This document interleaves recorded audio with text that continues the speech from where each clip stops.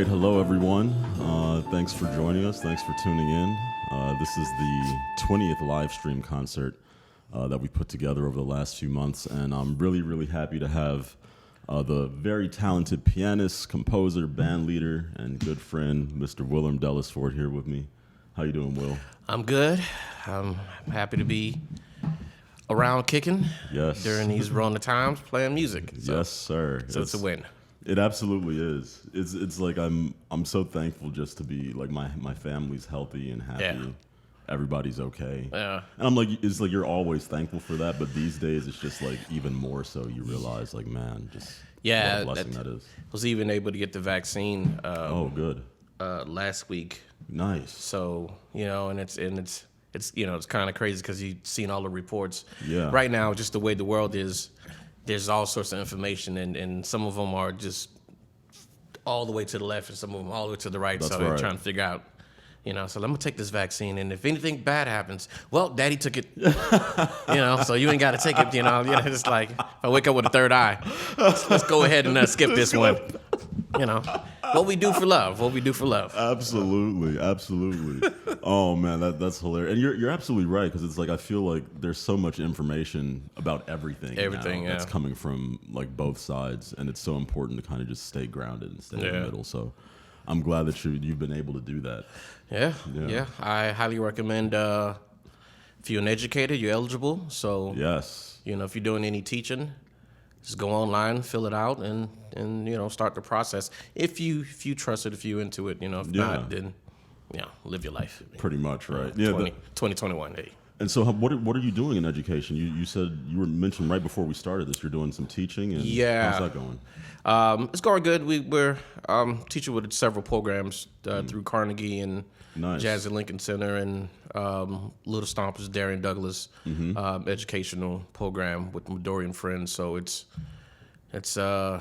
some private lessons here and there. Yes. It's online. So hey, if I can teach in China, I'm teaching in China. Yeah, absolutely. It's kind of funny. I've been doing kind of the same thing because when everything first started shutting down, obviously performances kind of went by the wayside. But then the teaching kind of doubled in a way, because it's like now I'm able to teach students that are everywhere, like people on the West Coast and the Midwest here in New York, people in Europe. And it's I feel like that's kind of been the silver lining to this whole thing. Yeah, it has been. Yeah. It has been. Just taking advantage of it. And there's some folks that are just like, when you're going to be in Cali? You're like, I have no idea. No idea. Man, I want to grab a lesson when you come. And I'm like, I have no idea when I'm going to be in Cali. Yeah. And I was like, hey, I'm in Cali every day. Exactly. So, yes. So yeah, it kind of works out. It's been great, because it's like I've had sort of the same thing where it's like I've been trying to set up a number, not just teaching things, but performances sometimes too. Where distance has been an issue just scheduling wise, and now it's like, well, I've got all the time in the world, and I'm just here at home. So we can do a lesson. I can play whatever you want to do. So it's been kind of nice in the sense that a lot of things were lost, but a lot of things were gained. Exactly. Kind of at the same time. So I've been happy about that. Finding the good of all this. Yes. And trying to flip it and make as much in return. But I am excited when things get back to somewhat normal. Yes. And every single musician at home, take this moment and realize how we want things to be better when we go back. So that's true. That's so keep that in mind. Yeah, because I feel like once that happens, like everybody's energy is going to be doubly renewed. Yeah, there's also going to be a lot of like, I haven't played in 12 years. You're like, ooh, just give him a moment. He needs to get it out. It's been a while. So we're definitely expecting that to be like, okay, the first couple sessions going to be long. Yeah. Just let him go 2 more hours. Yeah, just let it happen. Just got to get it out. So how have you been keeping yourself busy outside of teaching? I know you said you're working on an album. Yeah. How's that going? It's going good. Nice. Got the tracks back, listened to them, and got another edit session, and then I'm also trying to work on some more writing for it, some more orchestral stuff. Nice. I made a Facebook post because I was working on one of the pieces, Rainbow Ruby. And has like this beautiful piece in 7. Yeah. And I'm like, okay, well, I got all this orchestral ideas that I want to do for it. And I had, so I got my keyboard on, and it's set to this string patch so I can hear like what would it be close to. And my son walks in and he just goes, he hits on the E. And I immediately stopped and I was just like, so for real, So we ended up listening to, what was it? I forget the name of it. Candy Rain. Yeah, okay. Candy Rain. Yeah, because it's like the intro of the song is just a string patch of E. And I was just like, Candy Rain? And I ended up stopped practicing and we just listened to like So for real. How old's your son now, by the way? My oldest is 7. Oh, there's 2 of them. Oh, there's 2 of them now, yeah. Yeah. I got another one. He's 1 year old. 1 in... I guess man. now you just call it months, like I don't 12 know what, months, 13 months. Yeah. Oh 12. Man, I'm getting old, man. There's 2 of them. There's 2 of them, bro. Oh, that's amazing. Congratulations. Thank you. I had no idea. Yeah, that's why I got these grades. I got to blame it on somebody. Well, no, 2 kids. That's the other good thing about the situation that we're in now. I actually get to spend more time with them. Yeah. Yeah, because my first son, I think he was born, and then like 1 week later, I hopped on a plane to go to Haiti. And I was just like, oh man. So now I'm just home, so I get to spend. Yeah. And he might actually be a daddy's boy. Oh, so that's awesome. Yeah, 2 points for me on that one. That's great. Yeah, I've heard similar sort of reactions from a lot of people especially musicians with families, because we're traveling constantly all the time. Always on the road, yeah. And now it's kind of just like, I'm at home. I can practice what I want to when I want to. I'm with my family, my loved ones, and it's like, this is not so bad. It's not so bad until the kid starts walking. Then when you're practicing, it's no, I'm playing the piano now. Oh yeah. Or there's a video of Corker trying to play, and once mobility is involved, it's a whole different game. They just start pulling the strings and playing. You're like, so I guess we're practicing. Okay, yeah, we're practicing together. Right. Okay. Oh, that's beautiful. They're gonna cherish all of those memories. I promise you. I hope so. I really do. Because both of my parents are pianists. They're musicians. And so I remember when I was little, I was doing the same thing. Yeah. Just like, what are you playing? Like, what's that? Like, what's the? Just like standing next to them. Like, and so now it's like now that I'm older, is like I don't have kids, but I have a lot of young students, and like they kind of do the same thing. Yeah. And I'm just like, all right. Yeah, my son would literally just move your hand like, nah. You're doing it wrong. This is like, it's a lot of shade right now you're throwing at me. Yeah. So with such confidence. He goes for it too. Yeah, it's like, no, let me help you out. I can appreciate it though. So yeah, it'll take you far. That's for sure. Yeah, that's beautiful. If he's happy banging on the notes, and it's just like, okay, let's see where it goes. That's amazing. My first, he's currently into Roblox. Okay. So that's the thing of his life right now. Yes. But what is that again? That's like the like Legos Connects type thing? Yeah, it's like an internet. But I know he does spend time like building levels and there's some form of like computer engineering in it and like some of the games. So like whenever he's deep into that, it's just like, I'm like, okay, go ahead and do that. You're building your own level, which is. I wouldn't do that. I was outside running around, just playing in dirt, so it's just like... But they've got digital everything now. I never thought I would live to see digital Legos, but there you go. Yeah. Legos online. Yeah, I had that on my phone for a minute. It took a lot of space. Oh, man. You're getting the warnings and stuff. Like, the phone was getting hot. I'm like, who's downloading all these stuff, So... Yeah, digital Lego. That's the thing. Yeah, it is. We used to call it Tetris back in the day. Right, exactly. Like I miss Tetris. Oh man, I think that's someone was actually saying that might be the greatest video game of all time. Oh yeah. When you really think about just how every generation knows about Tetris. Yeah. Also, that soundtrack. It's fire. Oh man, they just don't make music like that no more. Oh no, the 8-bit. Oh man. Now you got a whole orchestra. It's just like, is that an orchestra? London Symphony Orchestra. Okay, like all right, well, all right. Oh yeah. Film scores, one thing I must say is I started playing video games again because I have so much free time. Yeah. And I'm just here by myself hanging out. So I'm like, all right, I'm gonna play some video games. And man, let me tell you, the stuff these kids are playing today. Like I was like, I'm in another world. Like I was like, this is better than my life. Like this is like, I was just immersed in I think I might have been playing God of War. I was like, I heard this is good. Let me play this. And as soon as I started playing, I was like, this is ridiculous. Like I'm fighting gods. I'm flying around. You looking at it like, man, that looks real. Yeah. I was like, it was like being in an IMAX. Wow. Literally.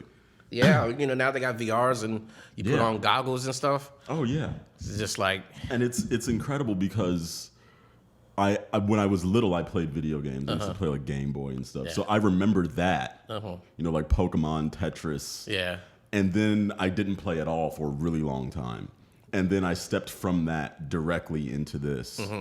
And I was just like, your expectations so what happened to the 2D? Right. I thought it was because growing up, I remember my brother and I, we begged our parents, Mommy, Daddy, can I please get a Nintendo? Yeah. She's like, all right, I don't know. We're not gonna get a Nintendo.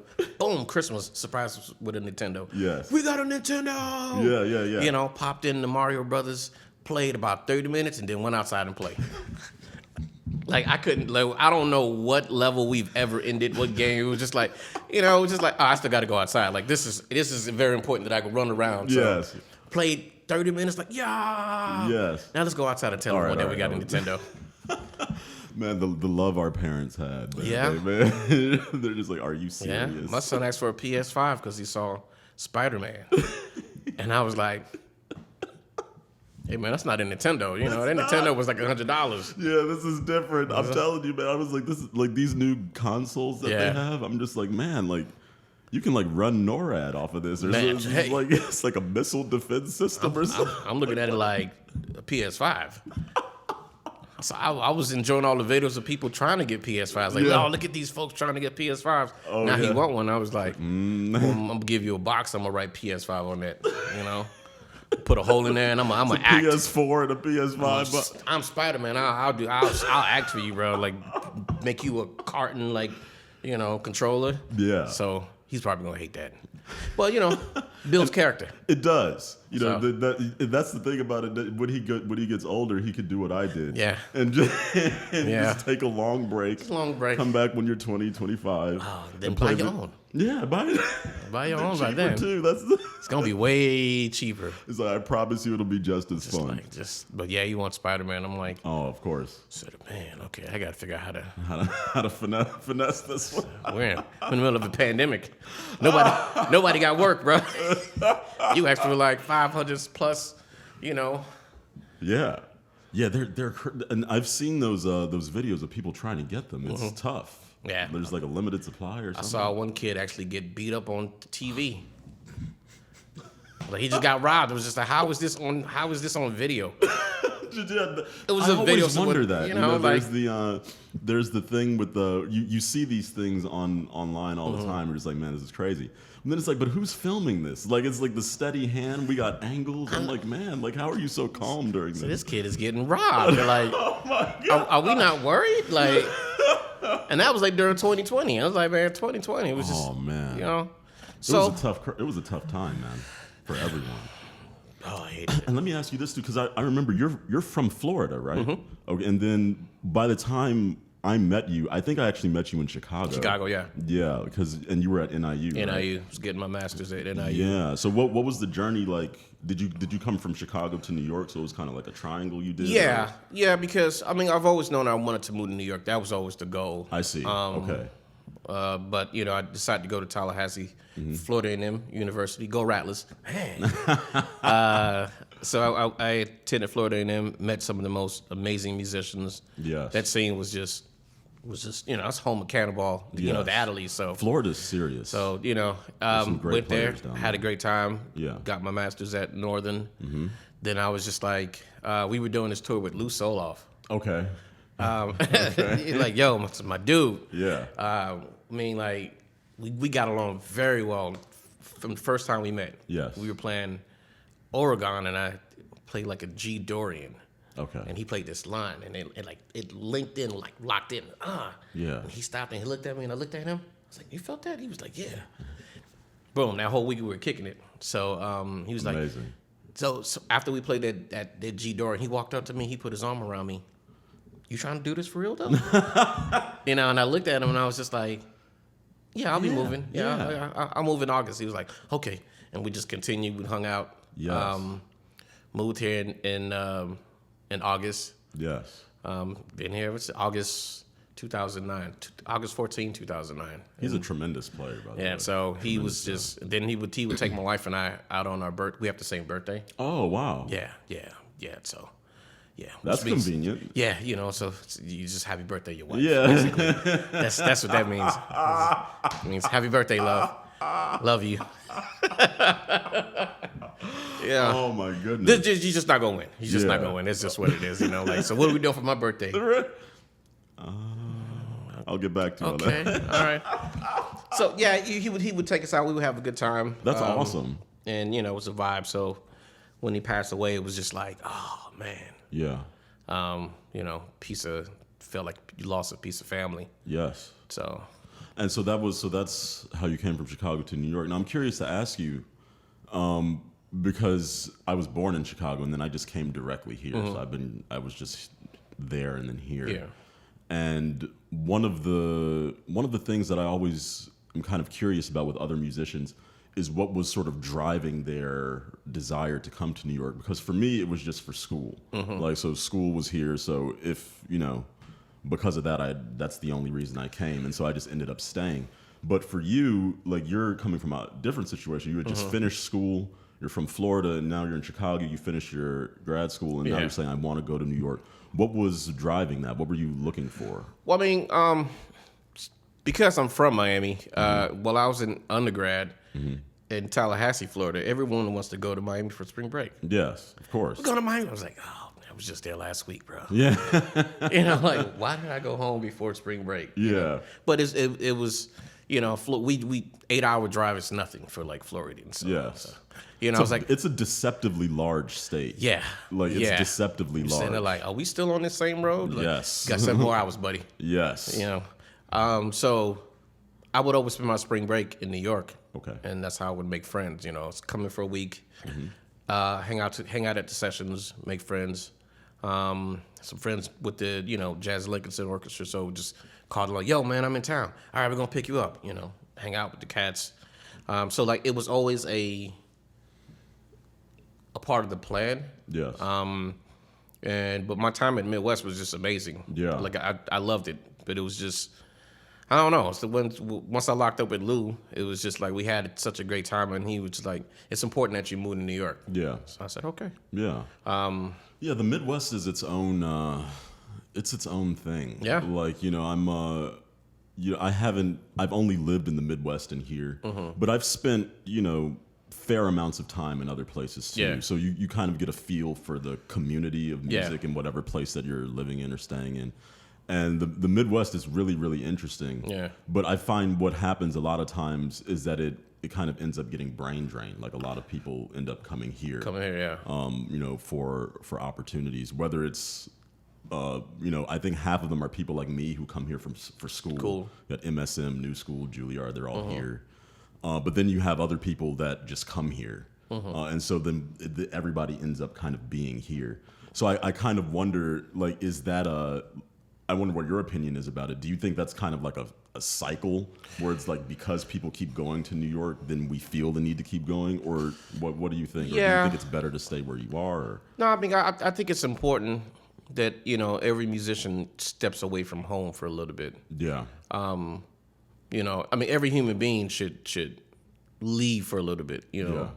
Not saying I agree. that, you know, not saying that you have to like leave home and never return. It's just one of those, like, it's important to, because all my mentors that I grew up working with in Miami had experience in New York. Yes. Had experience in Chicago, had experience all around the world touring with the Basie Band and all sorts of, you know, individuals. So it was just kind of like, then that life I got to appreciate at the giving part of life. You know, as human beings, we're at a point in life when we do nothing but receive. Yeah. You know, we're kids, we're learning. Yeah.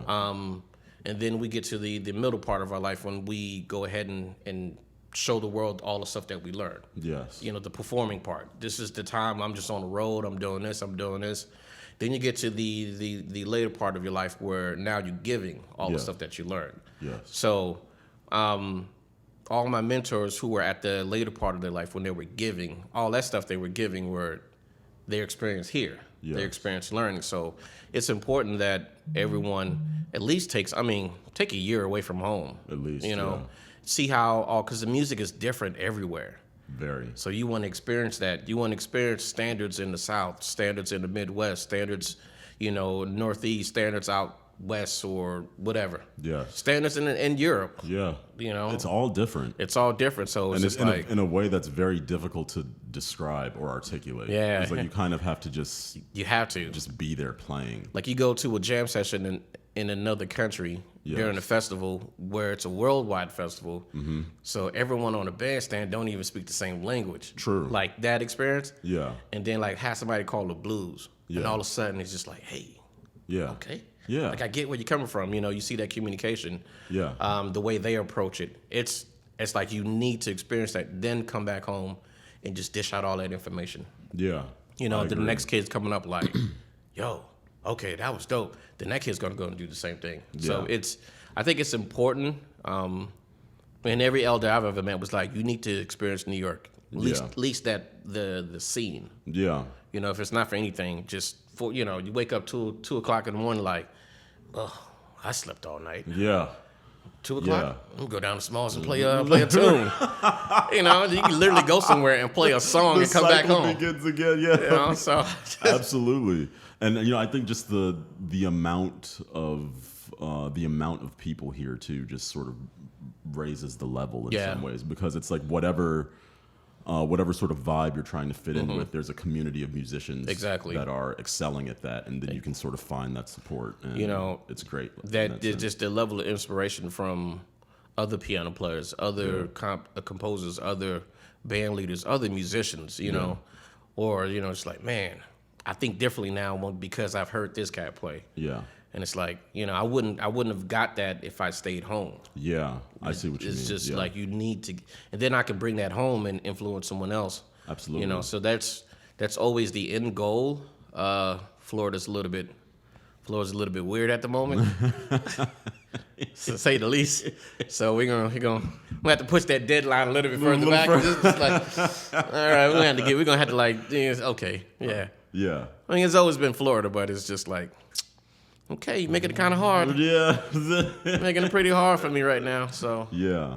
But it is home. And, I kind of feel the same way about Chicago, too. Like, Chicago is definitely in a strange place right now. Mm-hmm. Not so much musically, but I mean, just socioeconomically. Like, it's in a weird state right now. But it is home, so I'm always going to have love for it and try to find a way to also like growth there. The one thing we can say is, we came to New York and we survived. Yes, that's for sure. So that you get a certain level of respect because of that. So when you do get home, although I haven't been here the past 20 years, but it's just like, sink or swim, and I didn't sink. Yeah, absolutely. I may have floated a little bit, but I didn't sink. So like that demands a certain level of respect. Absolutely, it does. Because it's hard. It is. It's tough. It's not easy. It takes a lot of work. It does. A lot of grind, a lot of nights shedding, getting yelled at. Ramen noodles, some peanut butter and jelly. Yeah. My wife makes an amazing peanut butter and jelly sandwich. Love you, boo boo. Just want to say. She made me one the other day. I was like, man, this is fire. It's one of the most underrated foods of all time. It's pretty great. We wouldn't be here if it wasn't for it. No, we wouldn't. And I use it for pre-workout all the time. Come on, man. Some protein, some sugar, Just saying. carbs. It's not bad. She came in there. She was like, "You want a bite?" I took a bite. She already knew the look on my face.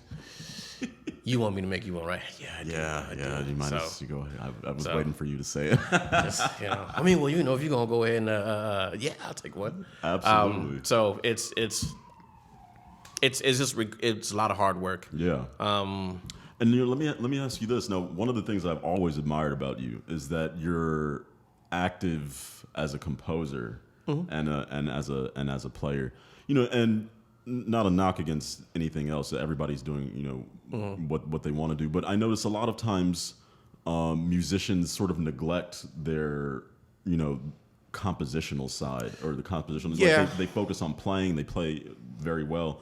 But, then you ask them, what are you writing? And a lot of times I found it's because people are kind of shy. Like, I would never feel like I want to contribute to something like that. But I've heard, a lot of your music, and then the music with your ensemble, the Delisfort project. I've heard a lot of that stuff. And so I'm curious, was that something that you were always into, or did you develop it alongside the piano or later, or how did that come about? I've always been into writing, so like just arranging and trying to orchestrate ideas and stuff like that. But it wasn't until really like I got into high school, I saw the beauty of like being able to write how you feel. Yeah. And it was just like, because once I did it the first time, I was like, man. So if I'm upset about something, if I'm happy about something, I can literally write it and relive it for the rest of my life, or just write it and put it in the box and never have to worry about it. I got it off my chest, like I can't. Box done. Absolutely. But it is your story. It's your voice, and it is a scary thing. It's a scary thing to do, to play that composition and let the world hear that song. Yeah. I don't take it lightly whenever, cause try to get more of my friends and my peers to do the same thing. Like, hey man, just play one of your songs. I would love to hear your song. Yes. So I don't really know, man. I'm just it's like, it's okay.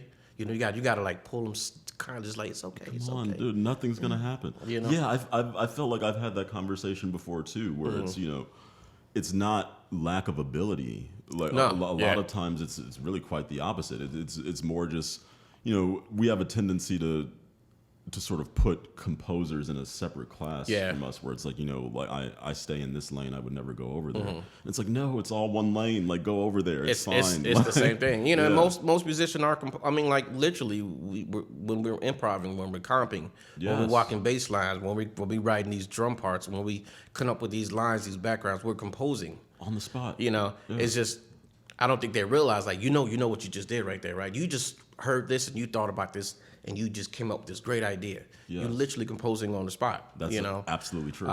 But it's just being a little bit more, this is how I feel, writing a song about the first time you got your heart broken. That's a detrimental thing. You're like, oh man, I don't never want to relive that. Yeah. Well, then write it out. Yeah. Write it and put it in the box, Yeah. But it's important for you to get it out. Yes. You just can't keep all that stuff in. It's just, we got therapists.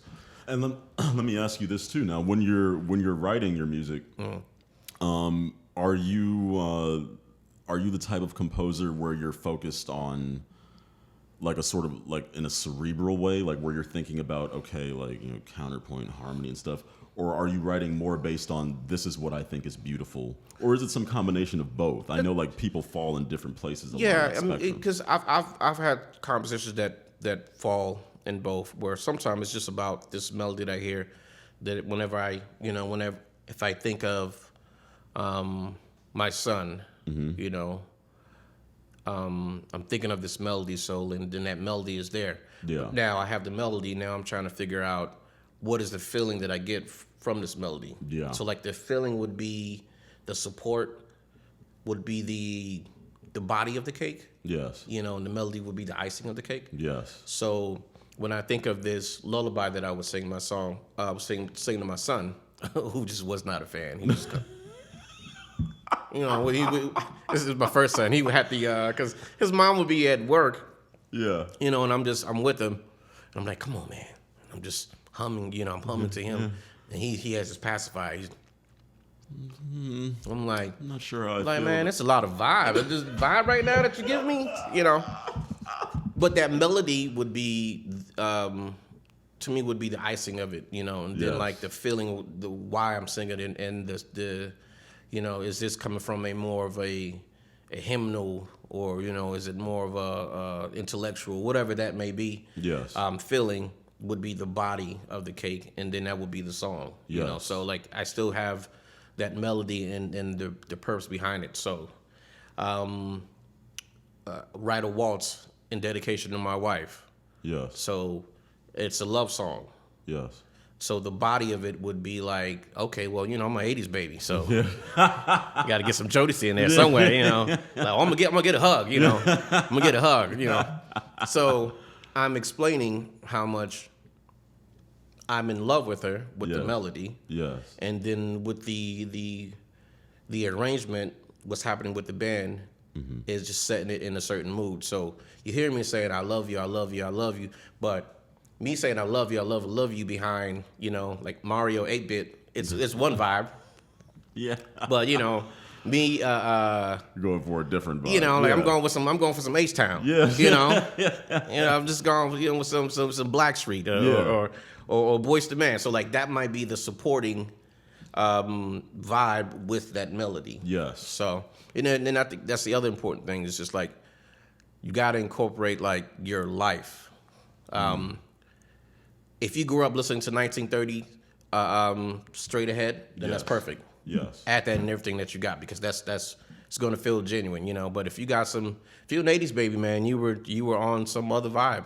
Put that in addition to all the stuff that you've been working on for all your whole entire life. Yes. Working on bebop all your life, what you grew up listening to, like, you know, Fred Hammond. Yeah. I would love to hear both. Wouldn't that be dope? You know, that's starting to happen. Like that sort of stuff is starting to happen. Yeah, because gospel music, I was just like, there's some serious stuff going on. Yeah, it's like, I thought, is this a concert? Yeah. I thought this was offering. Pastor's just sitting there looking around like, man, still playing. Yeah. Oh, it's yeah. just like, oh no, we making money, so go ahead. They're going all the way. But like, yo, it's you know, Cat on drums. He got like 23 times, and he's doing paradiddles with his toes. Yeah. You know, playing a 17 with his back. Oh yeah. You know, and the bass players, I don't know what the bass player, they're throwing the bass up in the air. Oh, for and sure. Like, you know, doing this. Oh, church musicians are, you know, they are to me the embodiment of excellence in so many ways. Of all honesty too. Just straight up like. Just because they'll casually do something that the academic music community would consider. It was just like, wait a minute, hold on. It's like what, are we in 17? Like, what we doing? And he's just like, that's just little Jimmy. He's been, you know, you don't even know who that is. Like, man, it's like, whoa, I thought that he was the usher. Like, he was just, sit down on the organ and go crazy. They're like, I mean, some of the most honest musicians that I've ever met. Oh, absolutely. You know, so we try to bridge the gap between a lot of gospel cats and straight ahead cats because there's a lot to be learned between the two from both sides, absolutely. and it's just like, yo, cats connect. Yes, yeah. You know, and I'm really glad that is beginning to happen in some ways. Like you're starting to see, you know, various musicians bridge that gap in their own way, and I'm glad because it needs to happen because like you guys are like. They're coming from the same thing. Oh, and there's so much happiness that's going to be like I promise you. If you go and check that experience out, you're just going to be happy. Yeah, absolutely. You're going to be leaving like, man, that was really nice. It's like that's the core of what music is. Yeah, it's so true. It's like I know we've been having issues. It's cool now. It's like, fine. You feel good? I feel good. I feel great. Well, end the world peace. Absolutely. And you know, one of the some of the most fun times I've had have been playing in church. You know, like playing in that kind of environment. And I think you kind of hit the nail on the head. I think what it is it's the honesty. I think because they're making music in an environment where there's no sort of bubble of pretense or like how it has to be presented. It's like, listen, I'm not going to try to impress you. Yeah. I'm just going to be me. Exactly. Which is very, very impressive, by the way. You're just sitting there like, wow, that's very impressive. But he's not trying to impress me. Like, he just came humble, like, oh, man, I'm just trying to, like, man, you guys, man, y'all be doing all these, you know, 27 chords and stuff. I was like, bro, you just played C major triad. I don't know how you made that sound so good, but like you did. It's like, oh, man, you know, just C, E, and G, baby. You know? It's like, I don't know, man. I think you flipped it around somehow. You got some extra fingers somewhere. Absolutely, especially once the organ gets involved. Man. That's I've seen atrocities casually committed in just like Brooklyn church services by just like. You know, it's the same kind of thing. Just some guy's like, no, I mean, I don't really play that much. I'm like, sir. Like, you're not going to, we just left church. You're not going to lie to me. Like, man, I don't really do. It's like, do you not see this cross right now? Like, Just going straight up live these. Oh my God. Yeah. But it's a beautiful thing, and I'm really glad that you brought that up. Just seeing those two communities come together or begin to come together in their own way is a wonderful thing. This is what I'm because with the recording, the project that we recorded.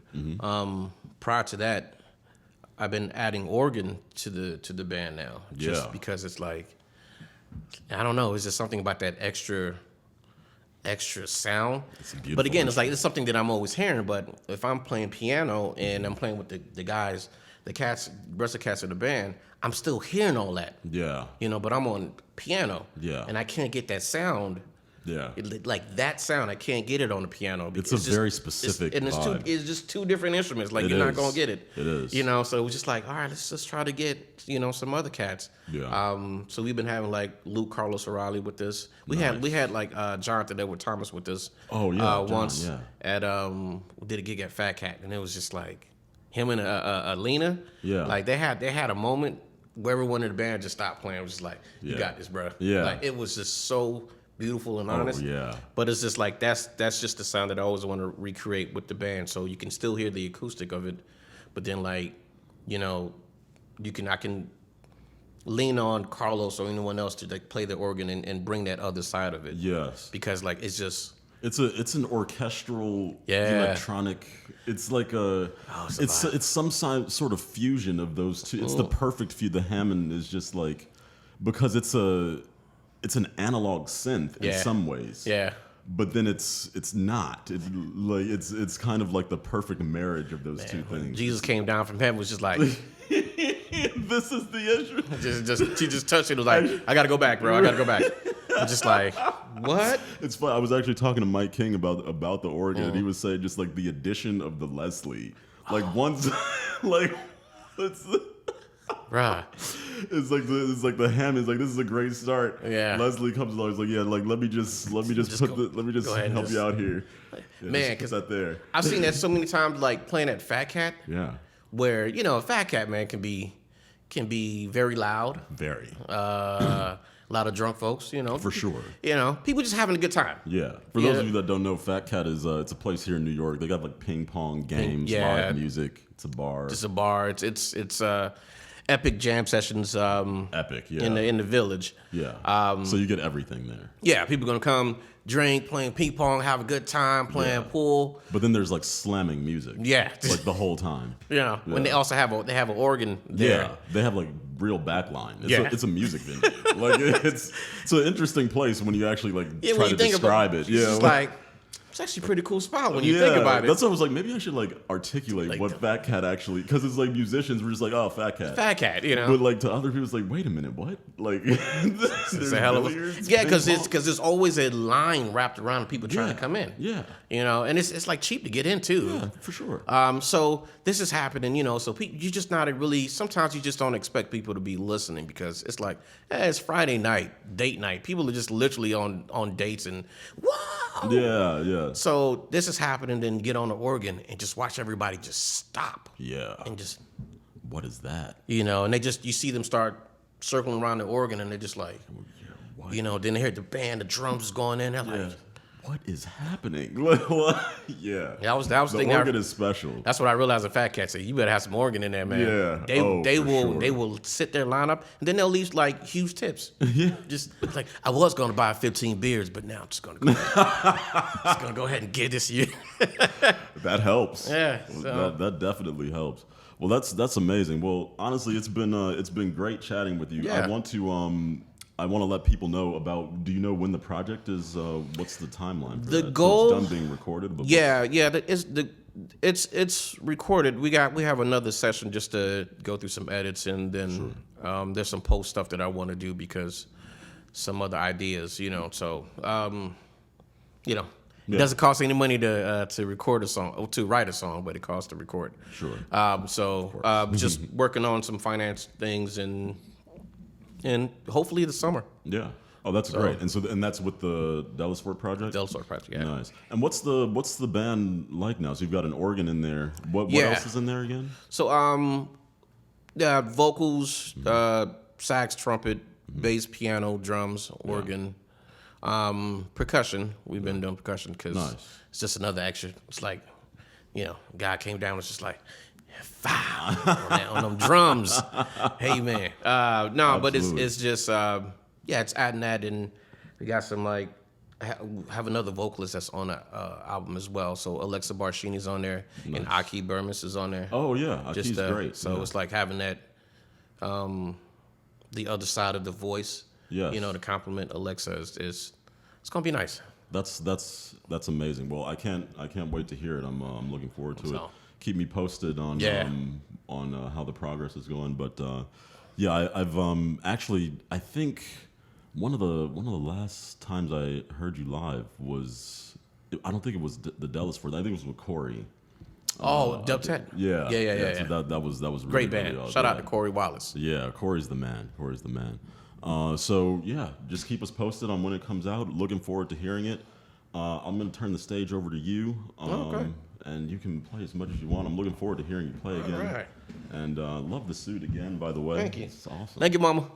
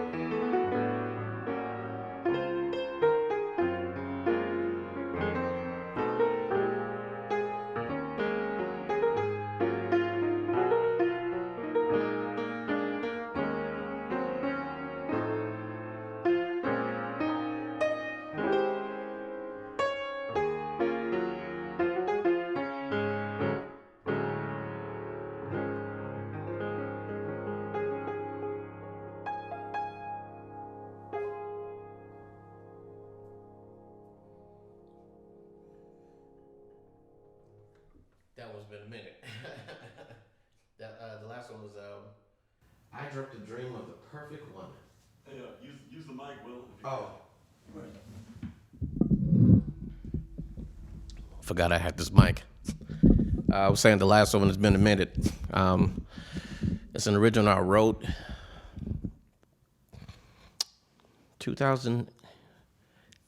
late 2008, early 2009, before coming to New York, entitled I Dreamt a Dream of the Perfect One. It's kind of like this when I knew that I was going to be with my wife for the rest of my life. So that's her song I wrote for her. Yeah, I dreamt a dream of the perfect one. Oh, actually, that was February 2009. Yeah, okay. I started it off with two songs from the Underdog Suite. First one entitled "The Comeback King," which is the second movement. Then I went to the first movement, kind of flipped them around, entitled "The Underdog." Then "You Don't Know What Love Is," I believe. So I got a little bit more. Okay.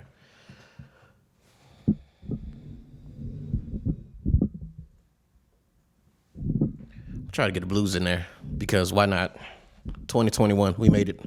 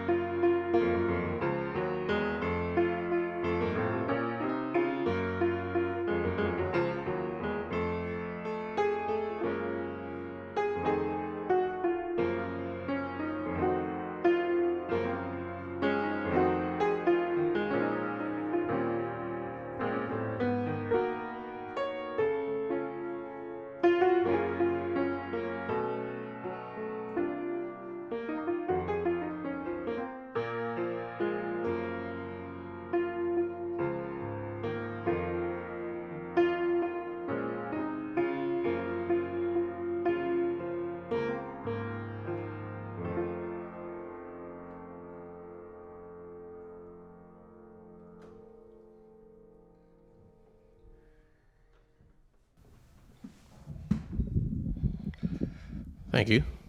So the last one was an original that with the band, we've only played twice, I believe.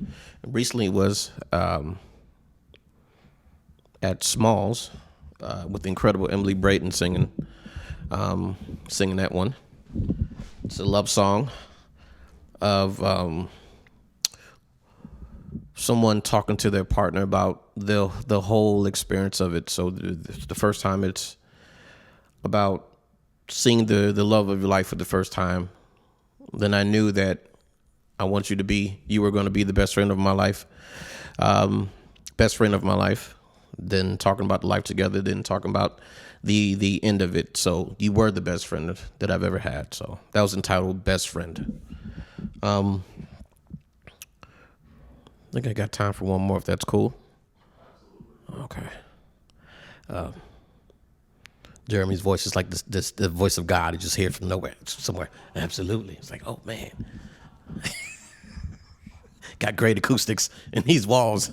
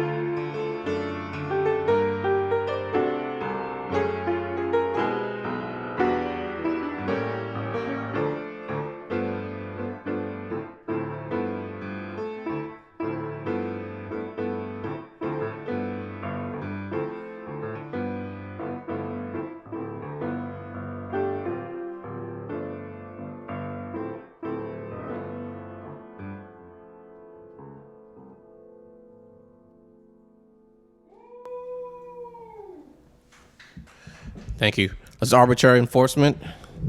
Lyrics written by the incredible Karen Marie. We'll be on the album featuring Marquise Hill, Godwin Louis, John Davis, Jonathan Michelle, Luke Carlos O'Reilly, Alexa Barshini, Aki Burmis, and some more special guests. So hopefully by the summer, we'll have something to share with you all. Awesome. That was absolutely incredible, man. I was Thank you. Having a great time on the other side of the wall, just kicking back, listening. I was in my massage chair, just getting. We got to give you one of those. Oh man, it's the truth. It changes everything. You know how sometimes when you see something and it reminds you of good memories and bad memories. Yeah. Yo, this amp right here reminds me of like I went on the road and my roommate decided to have a jam session and blew my amp. Yeah. So I was like, oh. Oh man, yeah. Man, you guys can't see it. This is the amp I use a lot of times during the trio stream.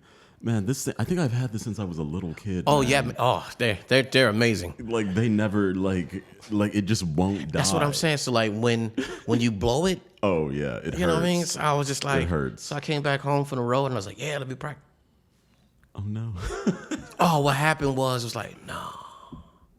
So yeah, it's and honestly, to be 100% honest, I think it might actually be blown, and I'm just in denial. But as long as you keep the gain below a certain, that's what I'm talking about. It's fine. It's all fine. And it's that thing has been a real workhorse, and it's nice. It has a line out. Yes, so right. That's what I'm running into the stream, so it doesn't even matter. Yeah. So this is my practice amp. I use it for everything. Need to tell Roland go ahead and send me one.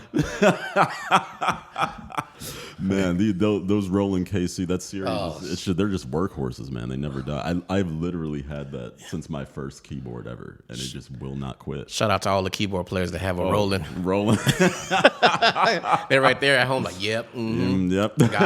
Got 5 of them, They faithful. Just won't give up. No. But that was absolutely amazing. So we're definitely looking forward to hearing that project in the summer. Those are some great names too. Marquise, Aki, friends of mine. Yeah. Luke O'Reilly, another fantastic player. So just amazing. That's gonna be really, really, really great. So congratulations on getting that done, especially during this time. I know that's difficult. So looking forward to that in the summer. You guys, if you like what you've heard, which I'm sure you have, there's some donation links down in the corner, so you can support Will. Feel free to send him any donations that you like. There's an archive of these concerts. If you want to go back and watch them later, you can catch it on Facebook, or you can watch it on my website or on YouTube. They're all there. And usually the archives are much higher quality, so you can come back, watch it in 60 FPS and make sure. And hey, come on now. Yeah, seeing. Yeah. Come on now. Throwing out the numbers in there. Okay. Some shout chords for 60 FPS. Hey, come on. Yeah, we're serious over here. We're doing the best we can. So a huge thanks to Will. It's really been my privilege to host these things and just share the space with some really talented musicians and good friends. And you guys have really restored my spirit. It's been a real blessing to me just to have you guys around. So we appreciate this being here. And all the streamers that are streaming shows, keeping music alive. Yeah, couldn't do it without you. We would be at home. Doing nothing, eating popcorn, and chilling out, and another cup of noodles and Netflix. Oh yeah, there's been plenty of that. To be clear, there's been a lot of that's that. usually 8 to 10 in the morning. Right. But we've got the stream going too, so we'll have another concert for you guys very, very soon.